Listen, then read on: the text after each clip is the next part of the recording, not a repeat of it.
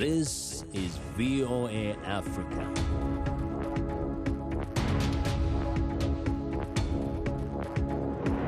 Hello, I'm Esther Githui-Ewart. It's Tuesday, March 30th. Welcome to Africa 54. We continue to work remotely because of the COVID-19 pandemic, but what hasn't changed is our commitment to bringing you the latest and most important news from the African continent and around the world. This is today's Africa 54. A United States official says the attack on the northern Mozambique town of Palma, where dozens were killed and thousands displaced, may show the increasing brazenness of Islamic State in the country. Speaking to reporters on Monday, the U.S. Department of State's acting special envoy for the global coalition to defeat ISIS, John Godfrey, cited what he said was the brutality of the attack and the killing of civilians. Islamic State has claimed responsibility for the attack on Palma and said it killed more than 50 people. Emma McCarthy of Reuters has more. At the port in Mozambique's Pemba, families are anxiously waiting for news of their loved ones after a deadly attack in the northern gas town of Palma. Some, like Jose Abebe, are begging for help. I'm looking for a young man. I need your help with communication to locate my son. Since 2017, Mozambique's northern Cabo Delgado province has been the target of a simmering insurgency linked to Islamic State. On Monday, Islamic State claimed the attack on Palma, which began on Wednesday, saying it had killed at least 55 people. Around 160 miles down the coast in the provincial capital Pemba, hundreds were arriving by boat on Sunday. Omar Saranga, spokesman for the Ministry of Defence, told journalists that the focus had been on rescuing local and foreign citizens. Dozens had been killed in the attack, he said. The Defence and Security Forces regret this loss of human lives and advise that they continue to develop at this moment concerted actions of pursuit with the aim of eliminating some pockets of resistance. A diplomat and a security source involved in the operations to secure Palma said the government is yet to re-establish control, and the exact number of people killed and injured remains unclear. Palma is a logistics hub for international gas projects worth around $60 billion. On Saturday, French energy group Total said it was calling off a planned resumption of construction at its $20 billion development following the attack. It also said it would reduce its workforce to a strict minimum, having already pulled out the majority of its workforce in January. That was Emma McCarthy of Reuters. Sarah Onyango Obama, the grandmother of former U.S. President Barack Obama, died on Monday in a hospital in Kisumu, Kenya. She was said to be 99 years old. More in this report by Reuters. The grandmother of former U.S. President Barack Obama, Sarah Onyango Obama, died at the age of 99 on Monday in a hospital in Kisumu, Kenya. The former president tweeted about his grandmother Monday morning, saying she was, quote, affectionately known to many as Mama Sarah, but known to us as Danny or Granny. We will miss her dearly, but will celebrate with gratitude her long and remarkable life. Sarah, who was the third wife of Barack Obama's paternal grandfather, was a Kenyan educator and philanthropist who promoted education for girls and orphans. She was honored by the United Nations with an award recognizing her work to support education in 2014. In his memoir, Dreams from My Father, former President Obama often referred to her as Granny and described meeting her during his 1988 trip to his father's homeland of Kenya, where their initial awkwardness and communication struggles eventually developed into a warm bond. She attended his first inauguration as president in 2009. She is expected to be buried on Tuesday. That report by Reuters news agency. 4 months after Ethiopia's government declared victory in the northern Tigray region, people are again being displaced. This time, according to witnesses and officials, it is by forces from a neighboring region seeking to settle a decades-old land dispute. Nazanin Moshiri reports. The dusty buses keep rolling into Shire. a town in Ethiopia's Tigray region. Dozens a day, piled high with mattresses, chairs and baskets. And inside, people with nowhere to call home. 4 months after the Ethiopian government declared victory over the Tigray People's Liberation Front, tens of thousands are again displaced. This time, fighting is not the cause, but a decades-old land dispute.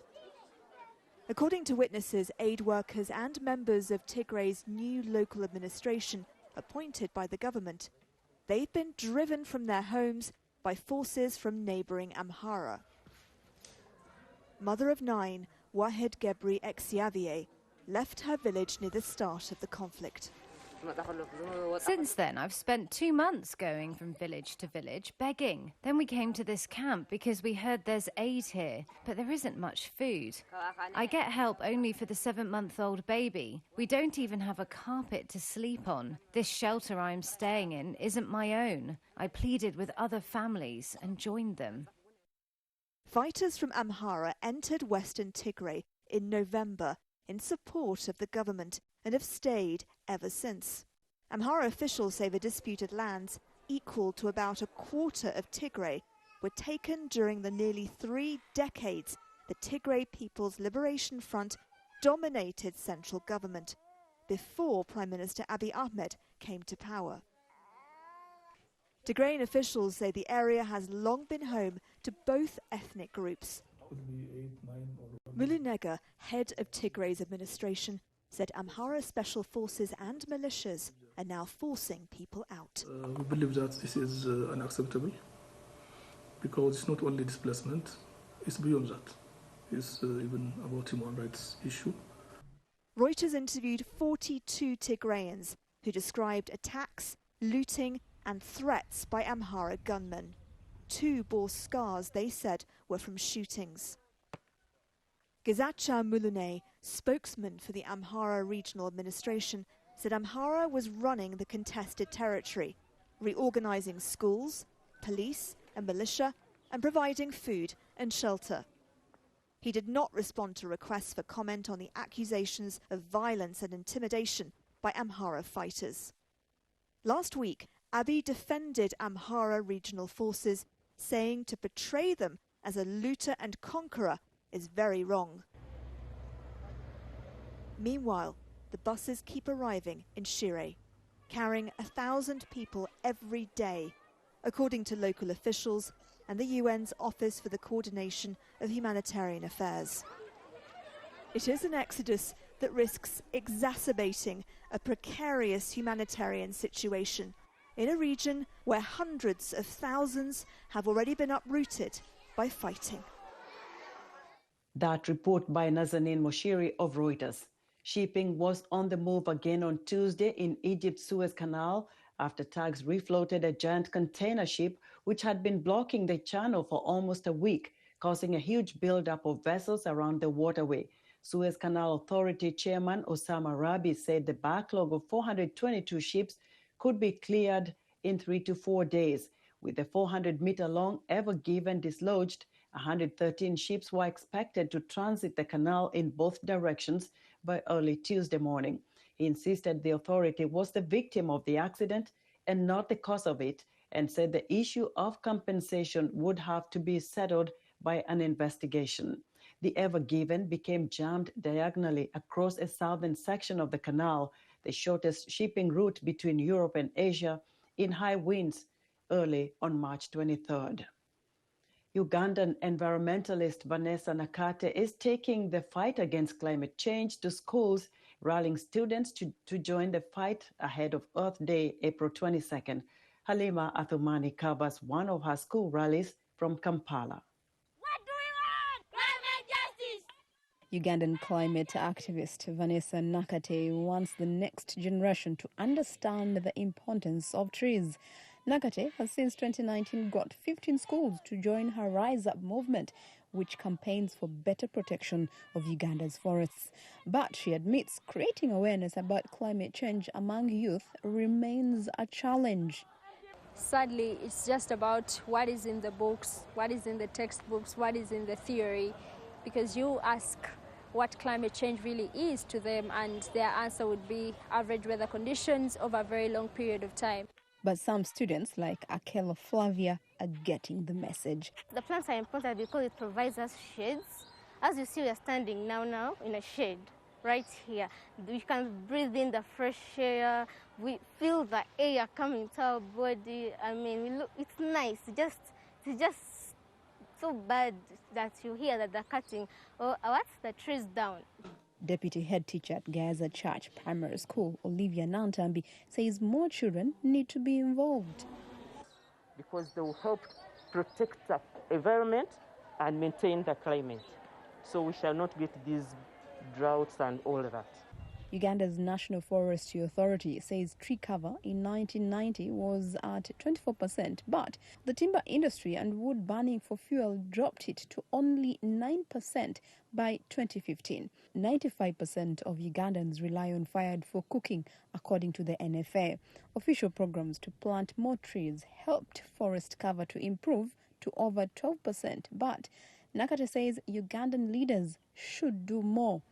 Our message is no more empty promises from the leaders. We want real action. We want drastic action. Climate change is not something that is coming in the future. It is something that is happening right now and destroying people's lives right now.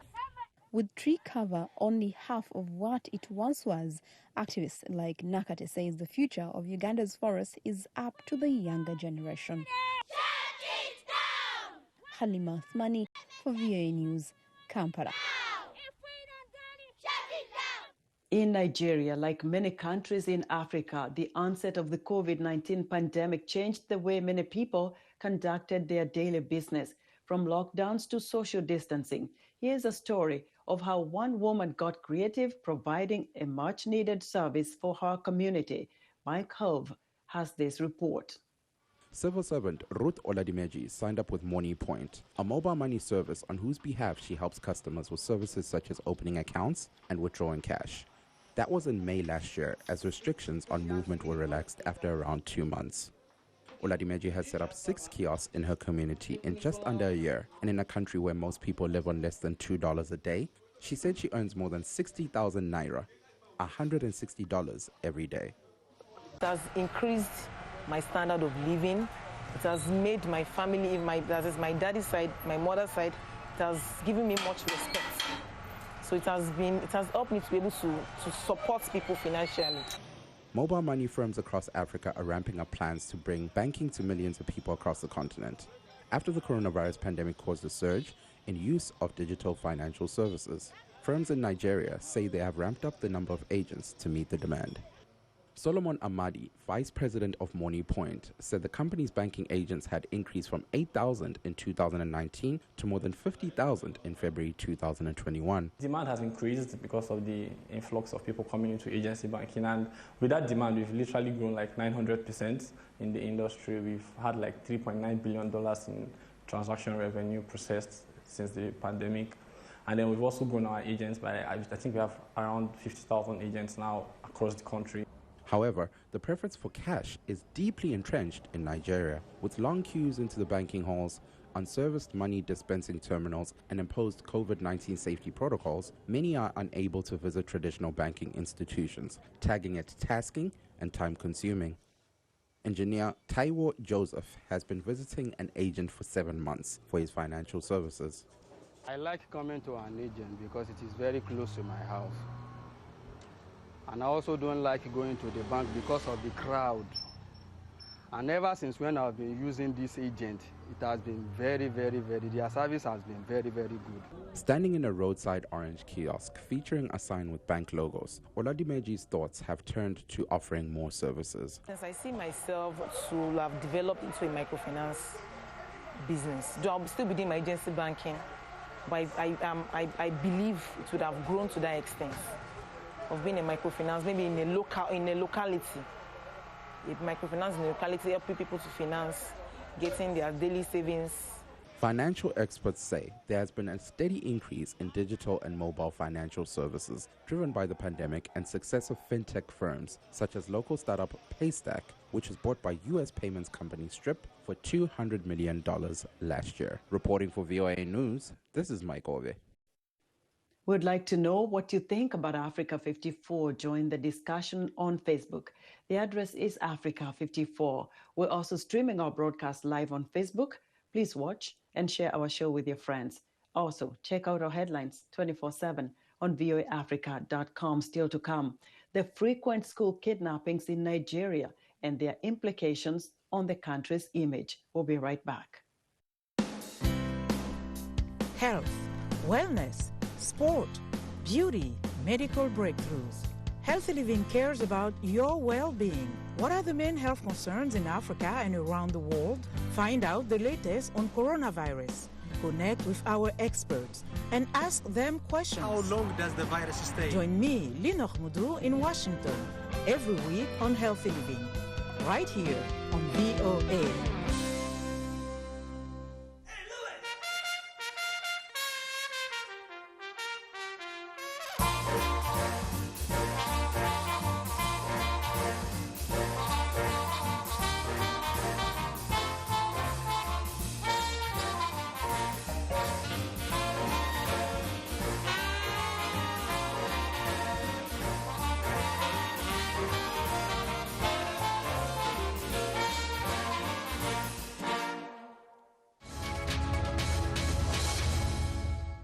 Welcome back to Africa 54.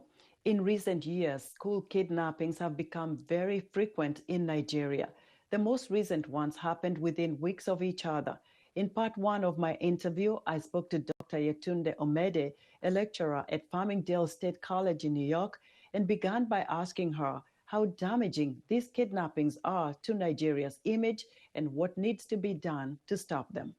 It shows you the level of insecurity that's in the country, and the fact of the matter that we don't really know the ins and the inner details of how many of these students are released. Is the government paying ransom to these abductors? So I just feel as though it just shows how insecure the country is, and it's not a good international image for the country in the continent and in the rest of the world. And this also, Dr. Yetunde, has caused a lot of fear and psychological trauma to both the parents and the students. But who should they turn to for assurance? Absolutely. Unfortunately, the social services as it is in terms of rehabilitation, in terms of psychotherapists, and in terms of them speaking to psychologists, because it's not only just a physical trauma, it's an emotional and a mental trauma. And I don't believe that the government has enough bandwidth to provide the mental and emotional rehabilitation that is needed for young schoolgirls and boys who are kidnapped. We don't know exactly what has happened to many of them on the journey of them going through such an horrific ordeal. I would assume many of them maybe have been sexually molested. Many of them have been beaten. So many different things. So that type of trauma is significant, and to feel as if they're going to expect them to now be able to bottle that up and go back to school in a week or in a month or 2 months and be regular young boys and girls. Absolutely not. Some form of innocence have been stripped from them. And that needs to really be addressed. That this is not only just a physical insecurity, it's an emotional and it's a mental violation of young schoolgirls and boys who are supposed to be children. And I also noticed it doesn't happen in some states. It's concentrated in the northern states. Again, a lot of this is allocated to many of the governors who are in the north and south part of states to also do their due diligence in protecting their citizens as well. That is under their jurisdiction as well. So they have the power to do what is necessary to call upon the federal government if need be for more security. And they need to utilize every resource that is available to them to ensure that people within their constituency are safe.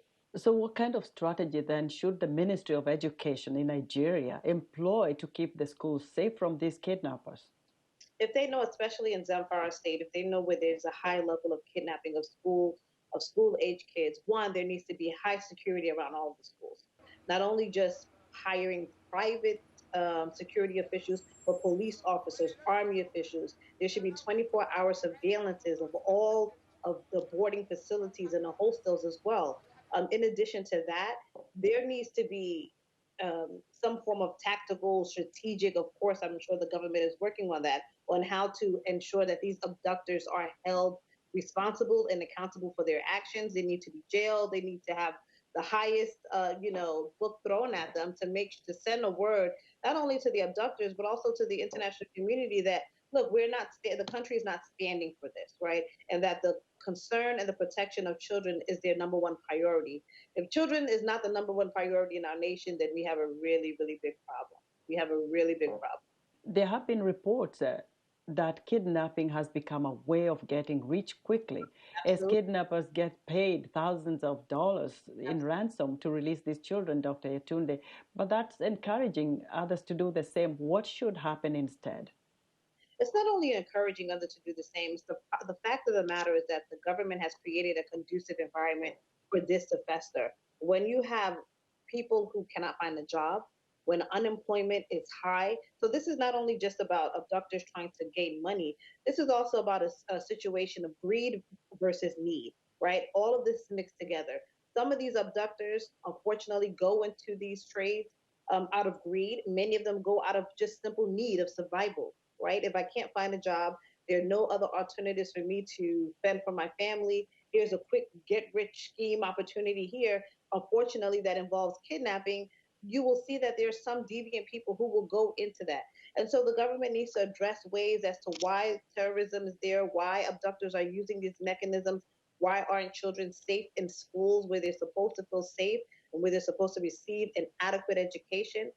Why do we continue to have a series of abductions from regular citizens to hundreds of school-age children to wealthy individuals? I mean, no one is above getting kidnapped, and that's an unfortunate scenario that we have. Join us tomorrow for part 2 of my interview with Dr. Yetunde Omede, where she will talk about how lawlessness and school kidnappings in Nigeria may impact President Muhammadu Buhari's legacy. Graphic video gripped the courtroom as the trial began in Minneapolis on Monday of a white former police officer, Derek Chauvin, who is accused of murdering a black man, George Floyd, last May. The case revolves around the question of Floyd's cause of death, as Chauvin knelt on his neck for nearly 9.5 minutes while arresting him. Michael Sullivan reports. Prosecutors opened their case by showing in full a bystander's video of Chauvin kneeling on Floyd's neck as people on the street asked Chauvin to stop. What happened is clear, says the prosecution. You will learn that on May 25th of 2020, Mr. Derek Chauvin betrayed this badge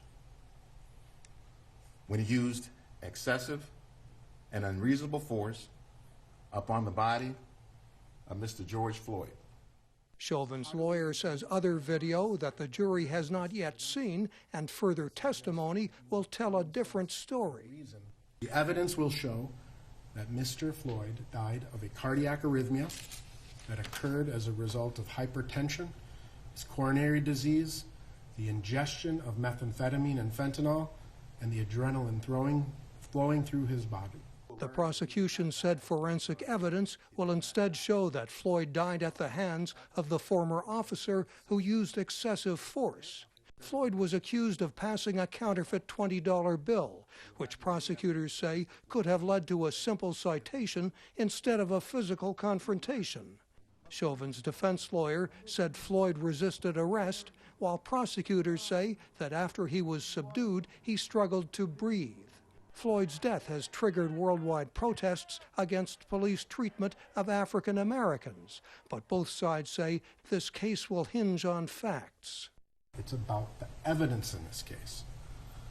The evidence that you will see in this case during this trial. It is, I agree with counsel for the state, it is nothing more than that. There is no political or social cause in this courtroom. But the case is also a test of the judicial system, says the son of a civil rights leader. America and the world is looking at whether the justice system works. And we'll be able to determine that throughout this process. The trial is expected to last about 4 weeks, and the nation and world are watching. Mike O'Sullivan, VOA News.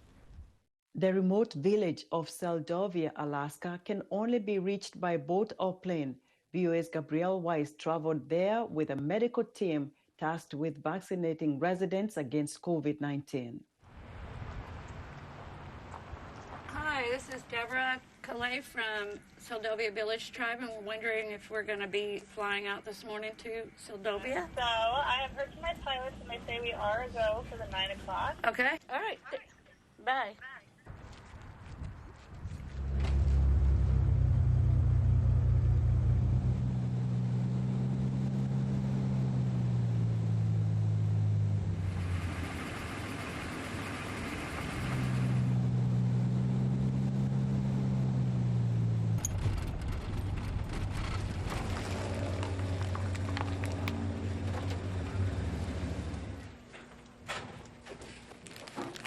Some vials have 11 doses, so we're trying to at least get an 11th dose out of one of our vials today, so we can give one more person a vaccine. I need Band-Aids, I need alcohol pads, and I need gloves yet. What size? I don't care. I'm not picky. Alaska healthcare is totally different than anywhere else in the United States. Here in Alaska, we have a lot of remote villages, and so Seldovia is one. And with it being remote and no access to anything but a clinic, there's only been just a couple cases of COVID here in Seldovia. So we're trying to really get everybody immunized and keep COVID out of the remote village. My name is Sunny, and I'm 82. We came here in 1970. We've raised 7 children here, our first 5 and then 2 grandsons. I'm feeling good, and I'm going to feel good. I know I'm not going to have any bad reaction or anything go wrong. Which arm would we like to do today? This arm. And if you will do me a favor and count to 3. Count to 3? Okay. Okay. I had too many children, and I did it that way too long. That's okay. Okay, 1, 2, 3. Was it that bad? Nope, didn't feel a thing. See you, Rod. Uh-huh. Have a good day. Okay.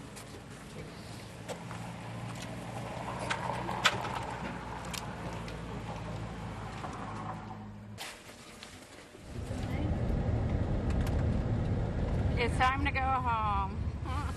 We did 37 vaccines today in Seldovia, and then we will be back in a month for second doses for those people. Weather permitting, we will be back in a month.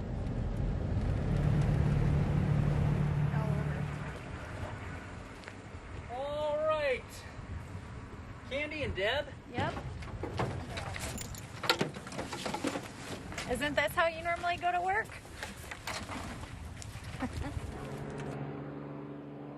That's our show for today. Be sure to watch Africa 54 on our website at voaafrica.com. From all of us here in Washington, thanks for watching.